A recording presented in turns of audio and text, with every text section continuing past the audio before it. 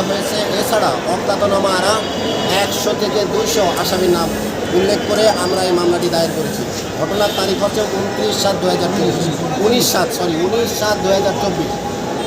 নামাজ পড়তে গেছিল, জুম্মার নামাজ।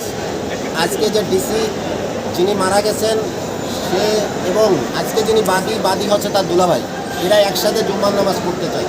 তখন এই ছাত্র আন্দোলনের এই সময়ে নামাজ পড়ে ফেরার পথে পুলিশ এবং এই আসামিরা তাদের প্রত্যক্ষ এবং পরোক্ষ মদদে এবং যে সকল আসামির নাম আমরা এখানে উল্লেখ করেছি সেখানে সুস্পষ্টভাবে বলে দিয়েছি কে কে গুলি করেছে, এবং তার গুলি করেছে কোমরের এক পাশ দিয়ে গুলি ভেদ হয়ে অন্য পাশে চলে গেছে। পরবর্তীতে যিনি এই মামলার বাদী তখন এই ডিসিটকে রেখে দৌড়ে পালিয়ে গেছিল। দূরে যে আবার যখন ও পড়ে গেছে তখন ফিরে আসছে, এসে তার এই অবস্থা দেখে আবারও পুলিশ তাদের উপর আক্রমণ করেছে, গুলি করেছে।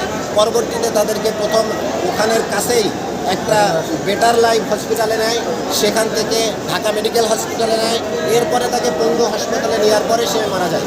পরের দিন এই বাদী যখন বাইরে বের হয়, পুলিশ তাকে ধরে তার কাছে জিজ্ঞাসা করে তুমি কি পুলিশের বিরুদ্ধে মামলা করবা, যদি করো তাহলে তোমার বিরুদ্ধে পুলিশ মারার অভিযোগে তোমার বিরুদ্ধে খুনের মামলা হবে বলে একে থানায় ধরে নিয়ে যায়।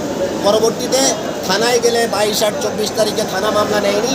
আমরা আজকে বিজ্ঞ আদালতে মামলার যিনি বাদী, যিনি ঘটনাস্থলে ছিলেন, তিনার উপস্থিতিতে আমরা এই মামলাটি বিজ্ঞ আদালতে দায়ের করি।